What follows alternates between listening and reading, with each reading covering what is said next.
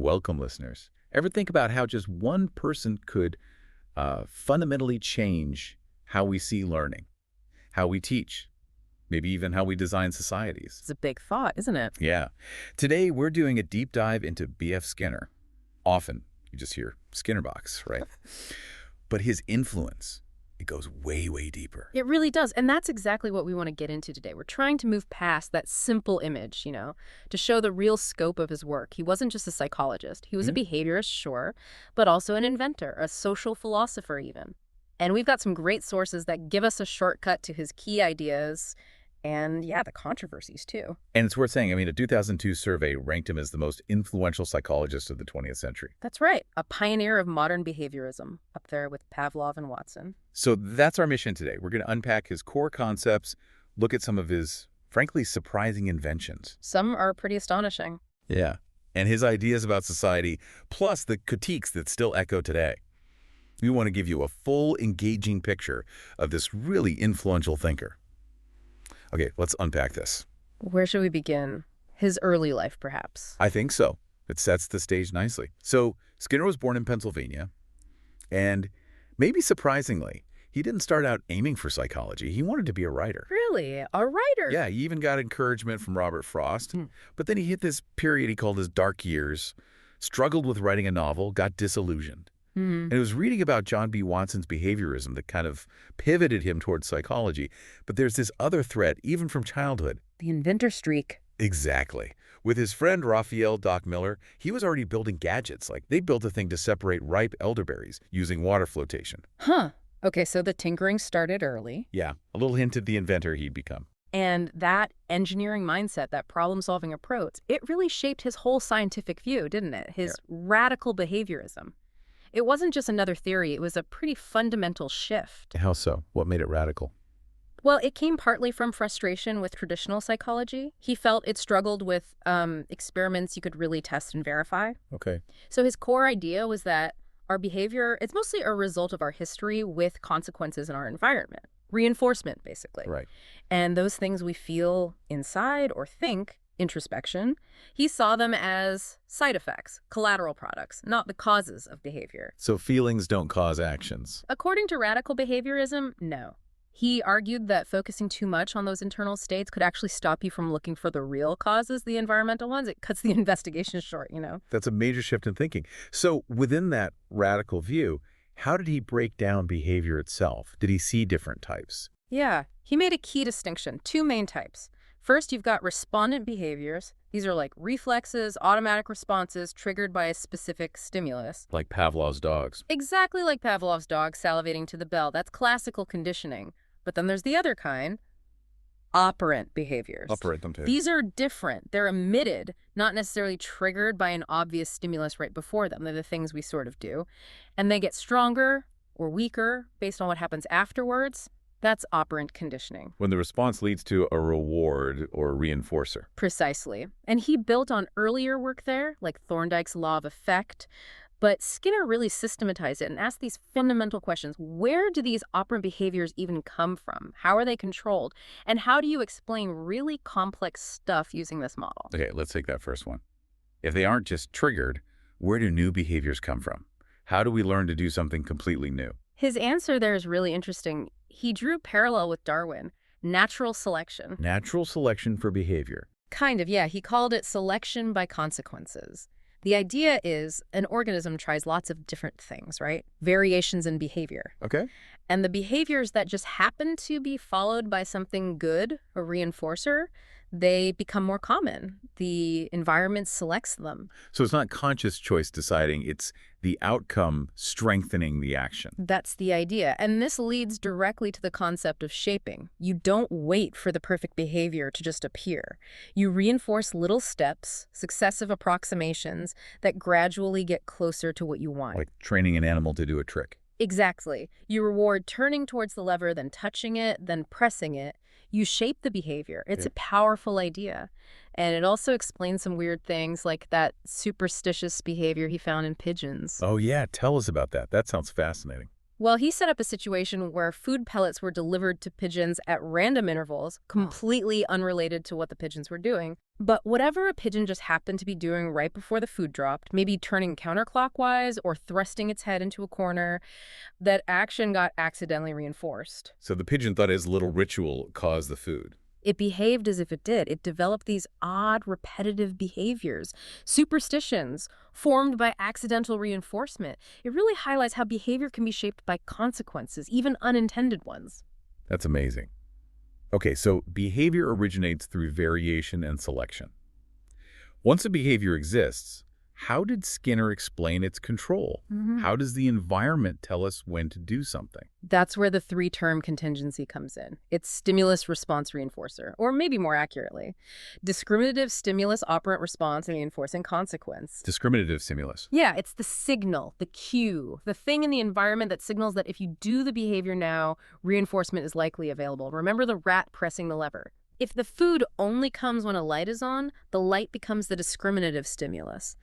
The rat learns. Light on, press lever, get food. Light off, press lever, get nothing. Ah, I see. So the light doesn't force the press, but it sets the occasion for it to be rewarding. Exactly. It controls the likelihood of the response by signaling the availability of reinforcement. It's a more nuanced way of thinking about control than just direct stimulus-response links. Okay, that makes sense for simpler actions. But what about really complex human stuff? Like, I don't know, assembling furniture or following a recipe? Good question. He had a couple of main ideas for that. One is chaining. Chaining. Yeah, linking simple responses together in a sequence. Think about it. The stimulus that signals do the next step can also act as a reinforcer for completing the previous step. Okay, so each step cues and rewards the next one. Sort of, yeah. Like, find screw, that's the cue. Pick up screwdriver, that's the response, reinforced by having the tool. Align screwdriver cue, turn screw, response reinforced by progress, and so on. A chain of SR links. Okay. But then, especially for humans, there's rule-governed behavior. This is huge. We don't always need slow shaping or complex chains. How's that work? Verbal stimuli, instructions, rules, advice. Someone can just tell you how to do something complex, like navigate a new building, go down the hall, turn left at the water fountain, take the second door. Right. And you can follow those rules, perform a complex sequence, often perfectly the first time, without any direct reinforcement for each little step along the way. The rule itself guides the behavior. So language allows us to shortcut a lot of that gradual shaping. Definitely. It's a major factor in the complexity of human behavior from a Skinnerian perspective. Okay, so we have shaping, control by stimuli, chaining, rule-governed behavior. And underpinning it all is reinforcement. You mentioned positive and negative reinforcement earlier. Can you clarify those again and how they differ from punishment? Absolutely. This is super important. Reinforcement always strengthens behavior, makes it more likely to happen again. Always. Okay, always strengthens. Right. Positive reinforcement strengthens by adding something desirable. Praise, food, money, a smile. You do something, you get something good, you do it more. Got it. Negative reinforcement also strengthens behavior, but it does so by removing or avoiding something unpleasant, something aversive. Like opening an umbrella stops the rain from hitting you. The removal of the rain strengthens umbrella opening behavior in the future, or, taking aspirin removes a headache, strengthening aspirin taking. Ah, okay, so both make the behavior stronger. It's often misunderstood. People mix up negative reinforcement and punishment. Exactly. Skinner himself initially conflated them a bit, but the later clarification is crucial. Punishment, on the other hand, weakens behavior, makes it less likely. Oh. Either by adding something aversive, like a scolding or a shock in the lab, or by removing something desirable, like taking away privileges, a timeout. So reinforcement builds behavior up. Punishment tries to knock it down. Right. Though Skinner argued punishment often just suppresses the behavior temporarily and can have nasty side effects like fear, anxiety, or aggression, he strongly favored reinforcement. And then there's extinction. It's just nothing. The behavior occurs, but the reinforcement that used to follow it stops. Gradually, the behavior weakens and fades away. Like if the lever stops giving food, the rat eventually stops pressing it. Okay, that's clear. And Skinner didn't just look at if reinforcement happened, but the pattern of it, right? The schedules. Oh, yeah. His work with Charles Furster on schedules of reinforcement was massive. Monumental, really.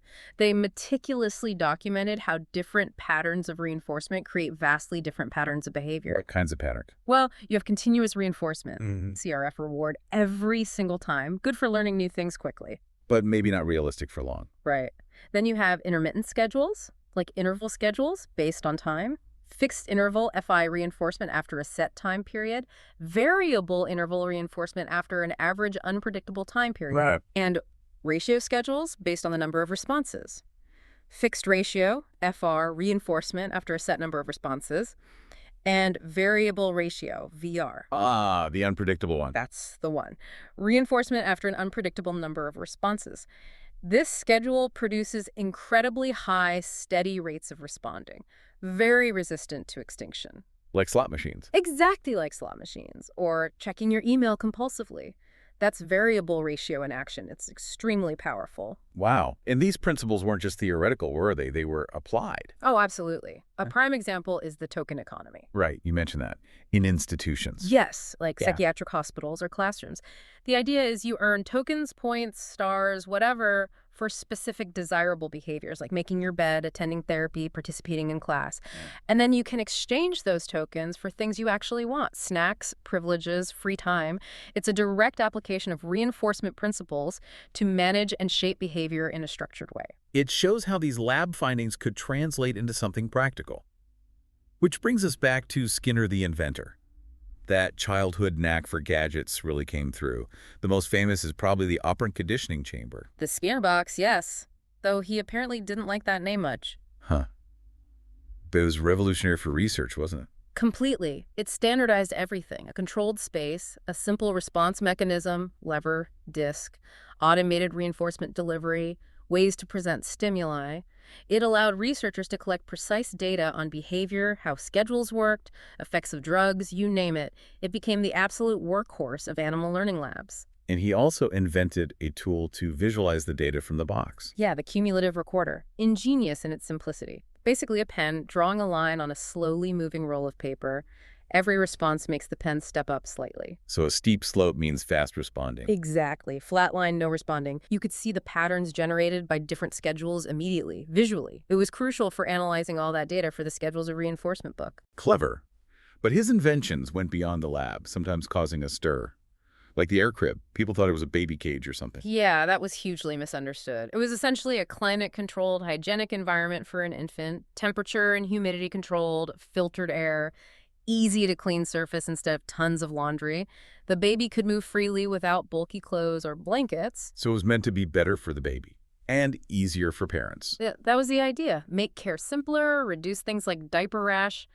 But yeah, the press, and maybe the association with his animal research, led to this image of a cold, experimental box. His own daughter, Deborah, had to publicly state she wasn't traumatized by being raised in one. She said it was warm and comfortable. Wow. And he also tackled education with an invention. The teaching machine. What was the concept there? This was really ahead of its time. It was a mechanical device that presented learning material questions, problems one item at a time. The student would respond, maybe by writing an answer or selecting one. And crucially, they got immediate feedback. If correct, they moved on. The material was carefully sequenced, programmed, to ensure lots of success, minimizing errors. So self-paced, immediate reinforcement, lots of success. Sounds like good learning principles. Exactly. It embodied his ideas about effective teaching. Breaking tasks down, reinforcing correct steps immediately, letting students progress at their own speed. It really foreshadowed computer-based learning and adaptive systems we see today. But the most mind-blowing invention has to be Project Pigeon, right? Pigeons guiding missiles in World War II. Seriously. Seriously. It sounds completely bonkers, but it was a real project. He used operant conditioning to train pigeons to peck at images of targets projected onto a screen inside the missile's nose cone. And the pecking actually guided the missile. That was the mechanism, yes. The screen was divided into quadrants, and the pigeon's pecks would adjust the missile's fins to keep the target centered. He even developed systems using multiple pigeons for reliability. Did it work? The demonstrations were apparently quite effective. The pigeons were accurate, but, the military brass, they found it hard to take seriously. Pigeon-guided missiles. I can almost imagine the meeting. Right. Skinner lamented, "No one would take us seriously." So it was eventually scrapped, but it's an incredible example of applying behavioral principles in a truly unexpected way. He even got a posthumous Ig Nobel Peace Prize for it recently. An Ig Nobel. That's perfect. Did he have other, maybe less dramatic inventions? Well, there was the verbal summoner. It was sort of an auditory Rorschach test. It played garbled, indistinct speech sounds, and people would report hearing actual words or phrases. What's the point of that? It was tapping into how we project meaning onto ambiguous stimuli, maybe revealing subconscious thoughts or verbal habits. It influenced his later, much larger work on verbal behavior. Okay, so from the lab to the nursery to the battlefield, his inventive mind was always working. And his ideas on behavior naturally led him to think deeply about teaching itself. Very much so. He saw education's main goals as, one, teaching necessary skills and knowledge repertoires of behavior, in his terms, and two, fostering an actual interest in learning, making students want to learn more. And he was definitely against punishment in the classroom. Strongly. He argued it just teaches students how to avoid punishment by cheating, being sneaky, dropping out, rather than teaching them the desired behavior itself. He championed positive reinforcement. Did he have specific advice for teachers? Oh, yes. Be clear about what you want students to do. Break complex tasks into small steps. Reinforce correct responses immediately. Ensure students experience success, frequently adjust the difficulty, and gradually fade the reinforcement so they don't rely on constant rewards. Sounds logical. Did he think teachers often got it wrong? He did critique common practices, using threats or pressure-aversive control, relying too much on just telling students things instead of having them actively respond, not adapting to individual differences, and crucially, not providing enough genuine positive reinforcement for learning and effort. And these ideas about shaping behavior didn't stop at the classroom door. They scaled up to his thoughts on society and politics, right? He wrote Walden too. Yes, his utopian novel. It described a fictional community designed entirely on operant principles. The goal was to engineer a happier, more productive society. How? By carefully managing the environment and using positive reinforcement to shape desired behaviors like cooperation, minimal consumption, and productivity, eliminating competition and conflict through behavioral engineering. It was quite influential. The Twin Oaks community in Virginia was founded using it as inspiration. A real-world attempt. Yeah. And then he wrote a nonfiction follow-up. Beyond freedom and dignity, this was more controversial. He argued that our traditional ideas of freedom and autonomous will are illusions, or at least not scientifically useful concepts. Because our behavior is determined by environment and reinforcement history. Essentially, yes. He argued that to solve major societal problems, we need a technology of behavior. We need to accept that we are controlled by our environment and consciously design that environment using positive reinforcement to foster better outcomes, rather than relying on punishment or vague notions of inner virtue. That sounds like it would provoke a strong reaction. It absolutely did. The idea of intentionally controlling behavior, even through positive means, raised alarms about manipulation and the loss of human dignity. And speaking of controversy, his attempt to explain language, verbal behavior, ran into a major critique. Ah, yes, the Chomsky Review, a famous episode in psychology's history.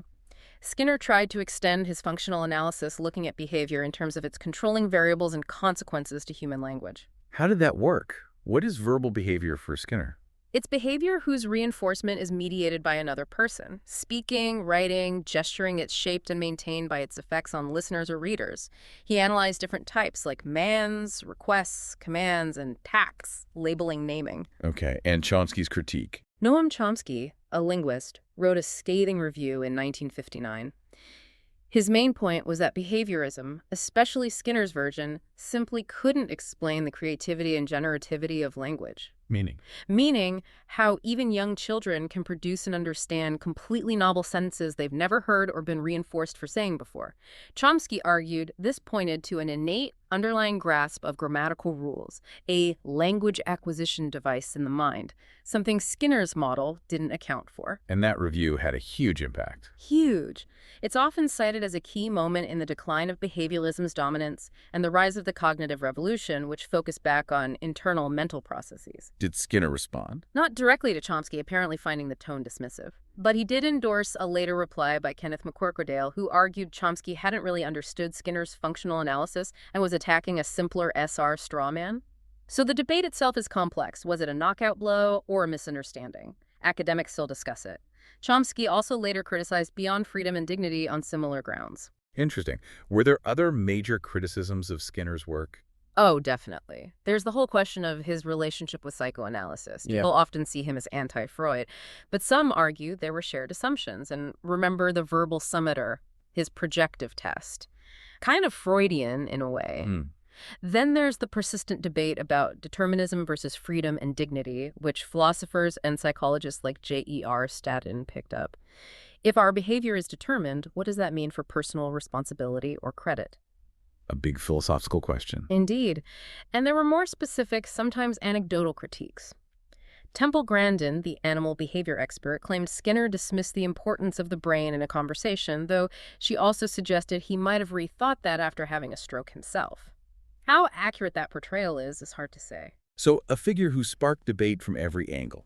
As we wrap up, it feels like Skinner box barely scratches the surface. Absolutely. He was a pioneer in understanding learning, yes, but also this incredibly creative inventor and a social thinker who wasn't afraid to propose radical redesigns of society based on his principles.